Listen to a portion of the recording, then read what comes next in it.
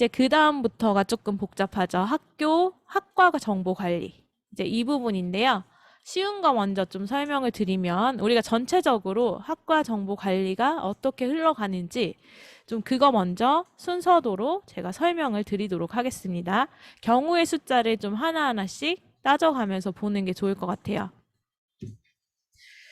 먼저 학과 정보가 변경이 있는 경우부터 좀 보도록 하겠습니다.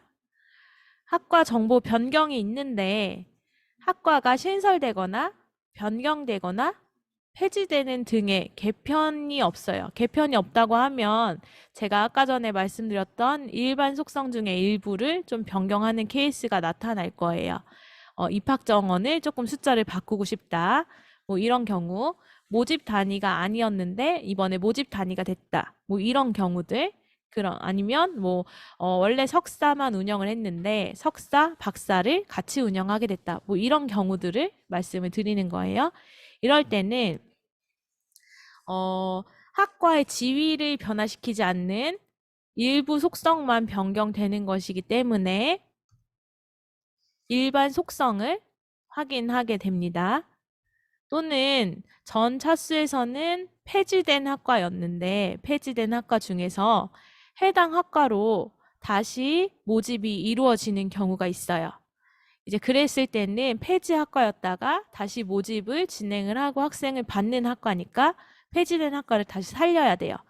그러면 폐지 학과 재설치를 진행을 합니다.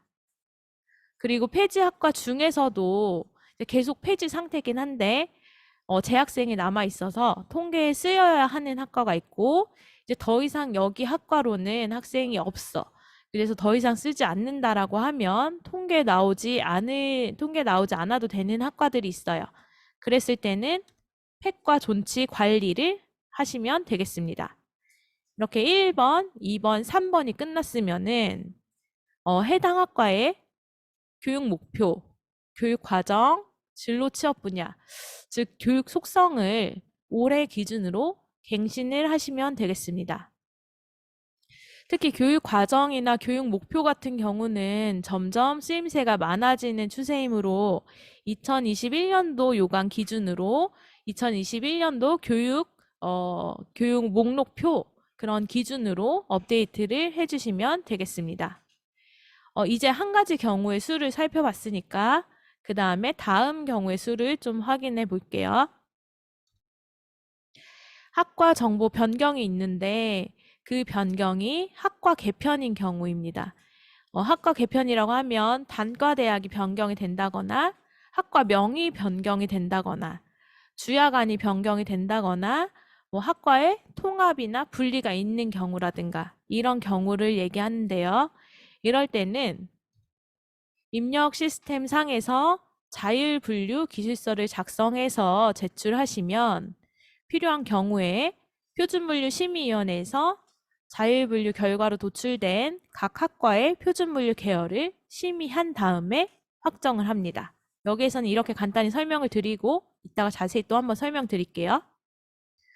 세 번째로 기존의 학과 정보에서 변경사항은 없는데 융합 여부를 추가로 입력을 하고자 하는 경우에도 자율분류 기술서를 작성을 하시고 표준분류 계열이 아니라 이번에는 융합 계열을 심의하고 확정을 받게 됩니다. 네.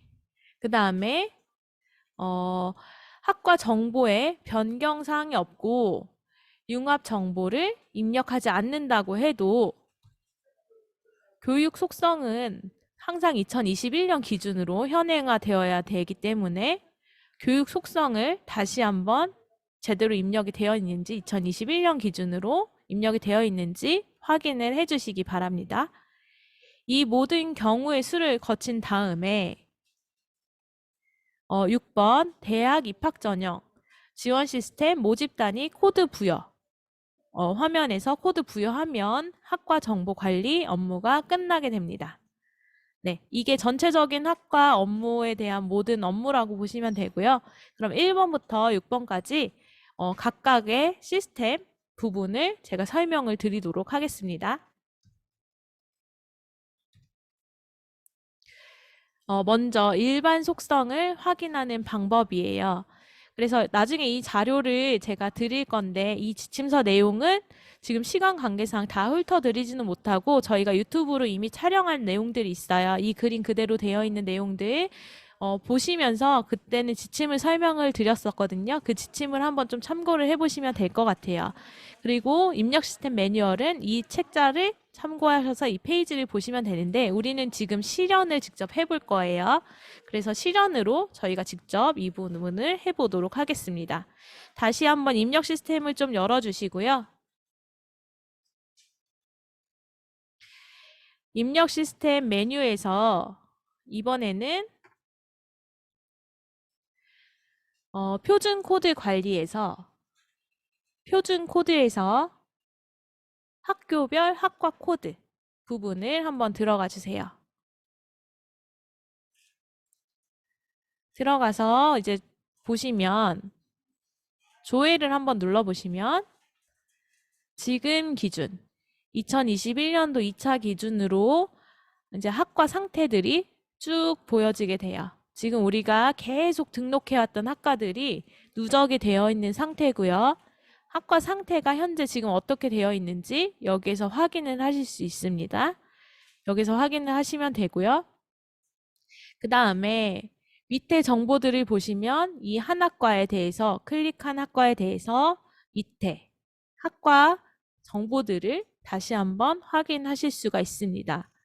여기에서 지금 이 노란색으로 되어 있는 부분들은 제가 지금 여기 별표 되어 있는 부분들은 여기에서 바꾸시는 게 아니라 자율분류 기술서를 작성해서 바꾸실 수 있는 부분들이라고 보시면 돼요.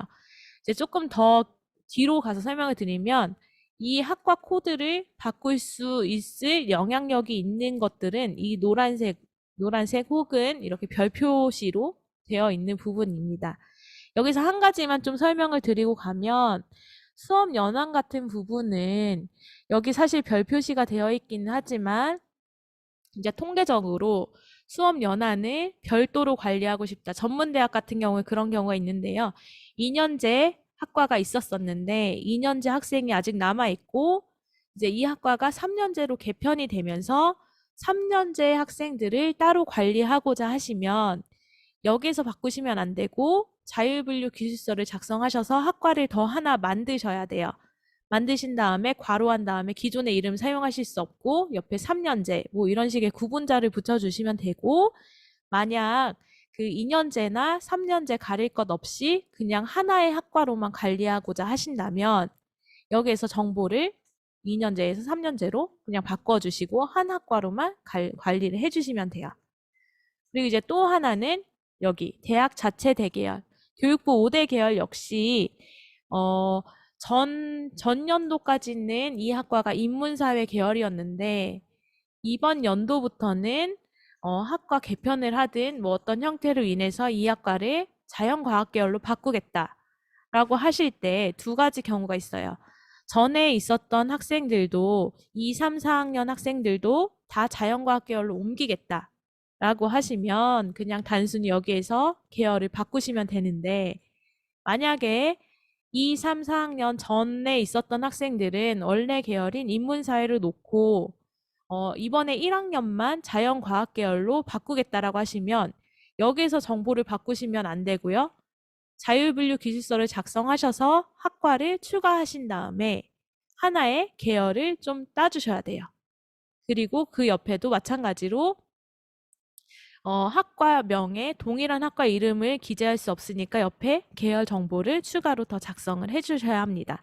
그래서 학과 관리 부분은 여기서 하시면 되는데 지금 여기 조회 버튼을 눌렀는데 여기 정보를 바꿔도 저장 버튼이 있어야 되는데 저장 버튼이 안 보인다는 연락이 굉장히 많이 와요. 오늘 여기 참석하신 90분들은 이런 실수를 좀 안 하시고 저희 쪽에 전화를 안 해주시면 좋겠어요. 어떤 거냐면 대표 학교에는 학교 이름이 들어가 있는데요.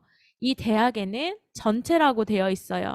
왜냐면 전문대 같은 경우는 사실 한 학교에 한 학교밖에 없는데 대학 같은 경우는 저희가 여기서 이렇게 하나 보여드리면 한 학교에 여러 이렇게 대학원까지 다 들어있거든요. 그래서 전체가 있는 건데, 이렇게 전문대학 같은 경우는 전체로 세팅이 돼도 이렇게 한번 좀 수고스럽지만 이렇게 선택을 해주시고 조회를 눌러주셔야 여기 이렇게 저장 버튼이 활성화돼서 수정하고 저장하실 수 있게 돼요.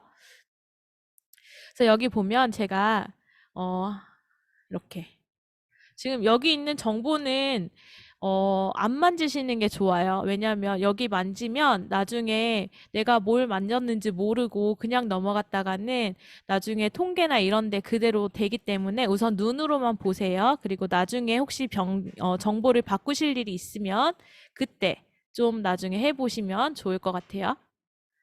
여기에서 이제 제가 이 학교를 하고 했는데 여전히 버튼이 안 보이죠? 제가 이걸 설정을 안 했어요. 이렇게 학교명을 선택을 하고 그다음에 학위 과정을 바꾸고 싶어요. 바꾸고 저장을 누르면 저장되었습니다라고 나오고 이제 여기 학위 과정 정보가 변경이 되게 됩니다. 네, 이렇게 쓰시는 거고요. 여기 노란색 부분은 자율분류 기술서로 변경할 수 있는 부분이니까 학교에서는 여기 아마 학교 아이디로 들어가면 비활성화 되어 있을 수도 있어요. 이 부분은 자율분류 기술서로 작성을 하시면 돼요.